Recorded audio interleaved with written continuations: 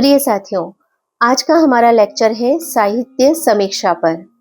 मेरी कुछ वीडियो में मैंने आपसे बात की है कि साहित्य समीक्षा कितना ज़रूरी है पीएचडी कोर्स वर्क में, सिनॉप्सिस बनाने में और पूरे शोध अध्ययन में भी। तो साहित्य समीक्षा एकेडमिक रिसर्च स्टडी का सबसे प्राइमरी और सबसे इम्पॉर्टेंट भाग होता है और पूरी शोध प्रोसेस में, पूरी रिसर्च प्रोसेस में इसके एक से अधिक चरणों में साहित्य समीक्षा की आवश्यकता पड़ती है। किंतु हर चरण में आवश्यकता या ज़रूरत का जो स्वरूप होता है वो अलग होता है और साहित्य समीक्षा का स्वरूप भी अलग होता है। आइए समझते हैं। साहित्य समीक्षा की आवश्यकता न केवल शोध कार्य में अपितु आलेख लेखन में, रिसर्च पेपर लेखन में और अपने सिलेबस या सब्जेक्ट के जो बहुत ज़्यादा टिपिकल और कॉम्प्लिकेटेड टॉपिक होते हैं उनमें भी होती है। साहित्य समीक्षा को लेकर कुछ मिसकंसेप्शंस भी हैं जिनका निराकरण यहाँ कर देना पहले ज़्यादा ज़रूरी है, विशेषकर पीएचडी रिसर्च स्कॉलर के संदर्भ में। पहला मिसकंसेप्शन, पीएचडी कोर्स वर्क के पाठ्यक्रम में किया जाने वाला 2 क्रेडिट का साहित्य समीक्षा कार्य मात्र पाठ्यक्रम की औपचारिकता है। इसका क्या परिहार दिया जाए? यही ना कि ये गलत मिसकंसेप्शन क्यों पैदा हो गया, नहीं पता। वास्तव में पीएचडी कोर्स वर्क जो कि 6 माह का पाठ्यक्रम होता है, उसके अंतर्गत किया जाने वाला साहित्य समीक्षा कार्य शोधार्थी को उसके प्रस्तावित शोध विषय को तैयार करने के लिए मानसिक रूप से तैयार करता है। अधिकतर शोधार्थी अपने शोध विषय या समस्या को लेकर निश्चित नहीं होते हैं, ना ही उन्हें शोध रूपरेखा को की समझ होती है। मैंने खुद ने जब पीएचडी शुरू किया था तो मैं हंसी मजाक में कहती थी कि मुझे पीएचडी का पी भी नहीं आता। और मैं कई सारे ऐसे शोधार्थियों से मिलती हूँ जो कोर्स वर्क करते समय भी और करने के बाद भी यह डिसाइड नहीं कर पाते हैं कि उन्हें किस तरीके से किस टॉपिक पर रिसर्च करनी है। तो 6 से 8 महीने का जो समय होता है वो इतना क्रूशियल पीरियड होता है कि साहित्य अध्ययन के माध्यम से आप अपने आप को और अपने विषय को दोनों को शोध के लिए तैयार कर सकते हैं। तो पीएचडी कोर्स वर्क का यह पाठ्यक्रम जो 2 क्रेडिट का होता है, ये औपचारिकता नहीं है, इसे ईमानदारी से करना चाहिए। दूसरा मिसकंसेप्शन, साहित्य समीक्षा पीएचडी थीसिस के पेज बढ़ाने के लिखी जाती है। ये खासकर तब होता है जब रिसर्च स्कॉलर अपनी थीसिस लिख रहा होता है और उसे लगता है कि मुझे अपनी थीसिस के पेजेस बढ़ाने हैं तो मैं जो लिटरेचर रिव्यू कर दूं। कई बार ओपनली रिसर्च स्कॉलर पूछते हैं कि कितने पेज का लिटरेचर रिव्यू लिख दूं, 20 पेज, 15 पेज, 25 या 30 पेज। पर ये मिसकंसेप्शन को आइए दूर करते हैं। थीसिस लेखन में साहित्य समीक्षा लिखने का उद्देश्य क्या होता है, इन बिंदुओं को देखिए। अकादमिक जगत का यह हिस्सा जिसमें शोधार्थी अपनी रिसर्च वर्क को तैयार कर रहा होता है और उसे प्रस्तुत करना होता है एकेडमिक वर्ल्ड के सामने ही। तो अकादमिक जगत को यह परिचित कराना कि शोधार्थी द्वारा इस शोध विषय पर किए गए पिछले सारे अध्ययनों को अच्छे से भली भांति समझ लिया गया है और समझने के बाद ही अपने रिसर्च वर्क को डिजाइन किया गया है।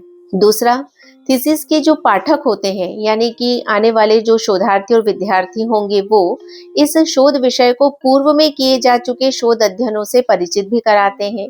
आप हमेशा ध्यान रखिए, जो आप थीसिस लिखेंगे, आपकी थीसिस आने वाले रिसर्च स्कॉलर पढ़ेंगे, तो वहां पर उनके लिए भी यह उपलब्ध होना चाहिए कि आपने इस सब्जेक्ट को कैसे डेवलप किया है। और तीसरा जो एक कारण होता है थीसिस में लिटरेचर रिव्यू को लिखने का, वह होता है कि शोध कार्य को जो स्वरूप और आकार आपने प्रदान किया है, उसको प्रदान करने के पीछे आपने पहले और क्या क्या चीजों को देखा है, समझा है, पूर्व कार्यों का उल्लेख करना और साथ ही उन्हें रिकॉग्नाइज भी करना। इसीलिए लिटरेचर रिव्यू लिखा जाता है। तीसरा मिसकंसेप्शन, साहित्य समीक्षा समय की बर्बादी है और बहुत अधिक समय ले लेती है। देखिए, साहित्य समीक्षा कार्य समय तो लेता है, किंतु यह समय की बर्बादी नहीं है, क्योंकि शोधार्थी जितना समय पूर्व में निष्पादित किए गए अध्ययन कार्यों को पढ़ने में, उसे समझने में लगाता है, उसकी शोध विषय पर समझ और पकड़ उतनी ही मजबूत होती है। आपने सुना है ना, करत करत अभ्यास के जड़मति होत सुजान, यानी कि जिस विषय पर अब आप अगले कुछ साल अध्ययन करना चाह रहे हैं, उस पर जितना अधिक लिखा हुआ आप पढ़ेंगे, आप खुद भी उतने ही उस विषय पर मजबूती पकड़ते जाएंगे। तो इसका लाभ शोधार्थी को शोध अध्ययन के कई सारे अलग अलग पार्ट में, सेक्शन में मिलता है और सबसे खासकर मिलता है डेटा एनालिसिस के टाइम पर और रिपोर्ट राइटिंग के टाइम पर। अगला मिसकंसेप्शन, साहित्य समीक्षा केवल पुस्तकों और शोध पत्रों की होती है। नहीं, साहित्य समीक्षा केवल पुस्तकों और शोध पत्रों की नहीं होती है, बल्कि उसके अलावा फिल्म, डॉक्यूमेंट्री, विज्ञापन वीडियो, समाचार पत्र, समाचार में छपने वाले संपादकीय, और इसके अलावा गृह साहित्य भी। गृह साहित्य वह होता है जिसमें ISBN और ISSN नंबर नहीं होता, हो सकता है वो प्रकाशित हो या ना भी हो, तो यह भी साहित्य के अंतर्गत आते हैं। तो प्रत्येक शोधार्थी को साहित्य समीक्षा करते समय इन सभी मिसकंसेप्शन से ऊपर उठना बहुत ज्यादा जरूरी है। आइए अब समझते हैं कि रिसर्च करते समय लिटरेचर रिव्यू का इतना महत्व क्यों है। शोध अध्ययन करने से पूर्व और शोध अध्ययन करते समय रिसर्च स्कॉलर जिस भी लिटरेचर का अध्ययन करता है और उसकी समीक्षा करता है, उसके महत्व को हम इसी बात से समझ सकते हैं कि हर थीसिस, हर सिनॉप्सिस, हर रिसर्च पेपर, हर प्रोजेक्ट वर्क में लिटरेचर रिव्यू का सेक्शन पहले से ही निश्चित होता है, जिसमें उसे व्यवस्थित रूप से लिखा जाता है और समझाते हुए लिखा जाता है।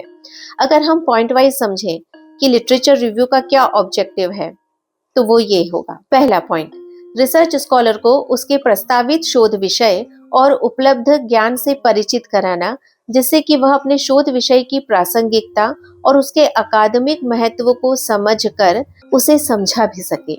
दूसरा, शोध विषय पर किए गए अब तक के सभी अध्ययनों को पढ़ने के बाद रिसर्च गैप से परिचित कराना, जिससे कि शोधार्थी यह बता सके कि उसका काम रिपीटेड वर्क नहीं है, कॉपी वर्क नहीं है, और वो कुछ कर रहा है वह क्यों जरूरी है। तीसरा, शोध कार्य में रिपीटेशन को रोकना। यहाँ रिपीटेशन से अर्थ होता है कि विषय का रिपीटेशन और रिसर्च मैथडोलॉजी का रिपीटेशन, यूनिवर्स और पॉपुलेशन रिसर्च यूनिट का रिपीटेशन से भी बचना। शोध विषय पर गहरी दृष्टि को विकसित करना। देखिए, आप जब भी किसी विषय पर जितना अधिक पढ़ते हैं, तो आप 2 डायमेंशन में अपने आप को विकसित कर रहे होते हैं, विस्तृत रूप में और गहराई में। तो शोध विषय पर गहरी दृष्टि का विकसित होने के लिए जरूरी है कि आप अधिकतम साहित्य पढ़ें। अगला पॉइंट, शोध प्रविधियों और उनके उपयोग से परिचित कराना।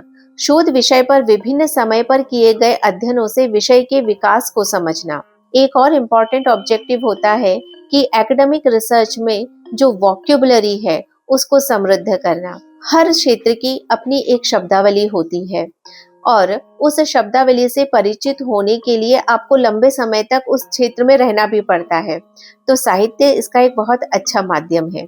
एक और इम्पॉर्टेंट ऑब्जेक्टिव या सिग्निफिकेंस होता है लिटरेचर रिव्यू का, वो होता है अकादमिक लेखन की भाषा शैली से परिचित होना, यानी to get acquainted with the writing style of the academic writing. अगला पॉइंट, मूल्यांकन और विश्लेषण क्षमता विकसित करना।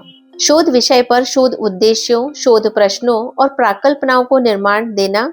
एक और इम्पॉर्टेंट उद्देश्य होता है रिसर्च डिजाइन करना। कई सारे रिसर्च स्कॉलर रिसर्च डिजाइन को अपनी रिसर्च मैथडोलॉजी में एक टॉपिक मात्र समझकर पढ़ते हैं, पर नहीं।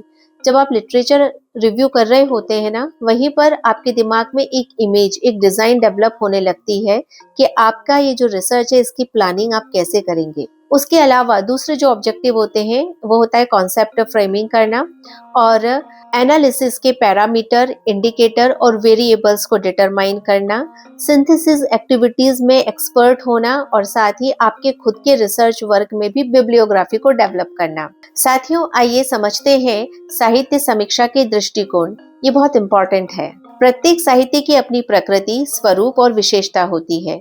उसके अध्ययन से प्राप्त सामग्री को शोधार्थी किस रूप में अपने शोध कार्य में उपयोग करता है, उसको समझने के लिए हम कुछ अप्रोचेस को देखते हैं। सबसे पहली अप्रोच है क्वालिटेटिव अप्रोच, गुणात्मक दृष्टिकोण। शोध विषय पर उपलब्ध प्रचलित और मान्य सैद्धांतिक ज्ञान, विचार या विचारधारा या किसी मॉडल से परिचित होने के लिए गुणात्मक दृष्टिकोण को अपनाया जाता है।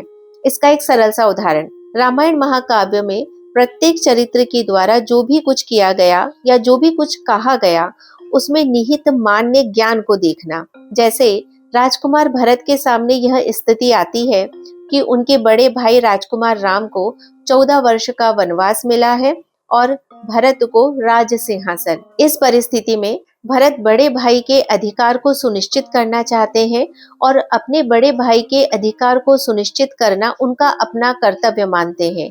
इसीलिए वह राम के वनवास से लौटने तक उनकी चरण पादुका को सिंहासन पर विराजित रखते हैं और राजा राम के नाम से शासन करते हैं। इस घटना पर अध्ययन करते हुए आपका गुणात्मक दृष्टिकोण विकसित होता है, यानी इस घटना को आप गुणात्मक दृष्टिकोण के साथ देखते हैं कि उस समय की प्रचलित व्यवस्था और मान्यताएं और मूल्य क्या थी। दूसरा दृष्टिकोण है परिमाणात्मक या मात्रात्मक दृष्टिकोण, क्वांटिटेटिव अप्रोच।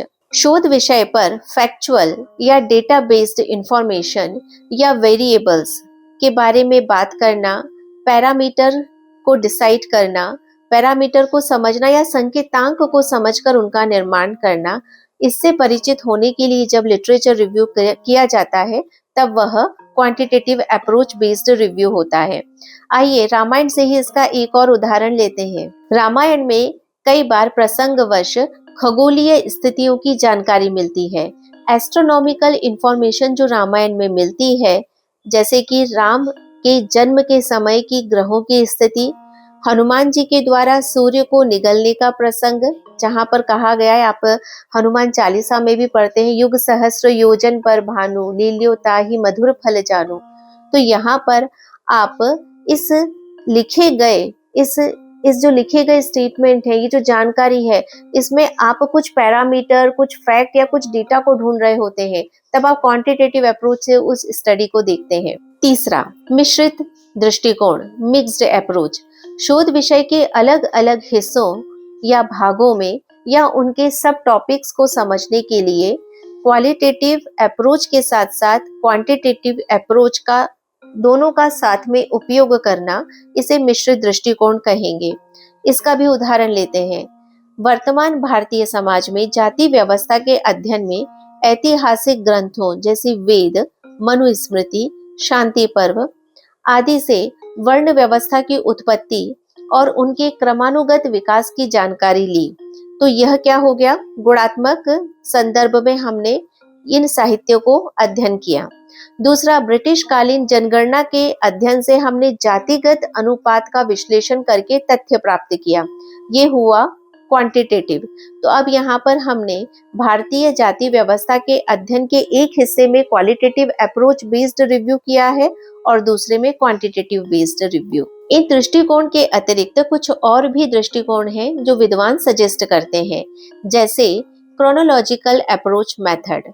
इसमें क्या होता है, उपलब्ध साहित्य और उनमें संकलित जानकारियों को जब उनके लेखन कालक्रम के अनुसार शोध विषय और उप विषय में होने वाले उनके इवोल्यूशनरी डेवलपमेंट के रूप में समझा जाता है, तब उसे हम कहते हैं क्रोनोलॉजिकल अप्रोच मेथड। उदाहरण के लिए, ग्लोबल वार्मिंग के परिणाम स्वरूप भारतीय उपमहाद्वीप में मौसम में आए परिवर्तनों का अध्ययन करना या औसत वर्षा के आंकड़ों में क्या परिवर्तन आया है, इसको समझना। अगला दृष्टिकोण ये है थीमेटिक या कंटेंट ओरिएंटेड अप्रोच या मेथड। यह अप्रोच बहुत कुछ गुणात्मक दृष्टिकोण के समान है।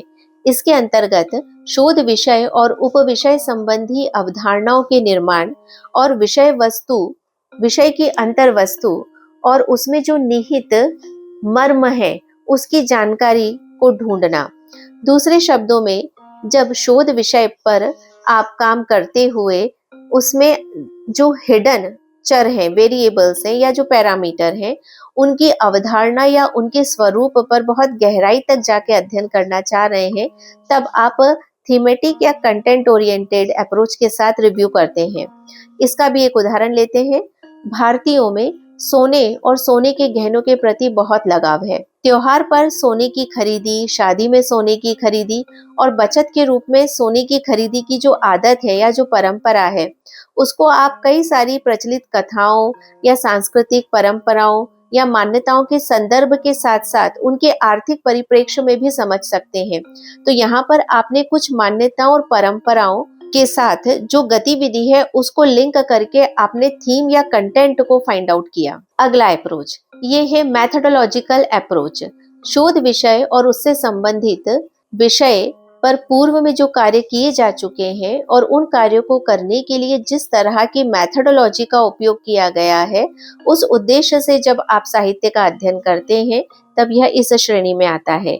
इसका भी एक सरल उदाहरण देखते हैं। नगरीय विकास योजना के लिए आप जब अध्ययन कर रहे हैं तो आप देखते हैं कि एक पर्टिकुलर रिसर्च मेथड का उपयोग करके, फॉर एग्जाम्पल केस मेथड का उपयोग करके नगर नियोजन पर काम किया गया है। तो आप उसी तरीके से विचार करते हैं कि हम केस मेथड का उपयोग करते हैं और हमारी प्रशासनिक इकाई ये रहेगी।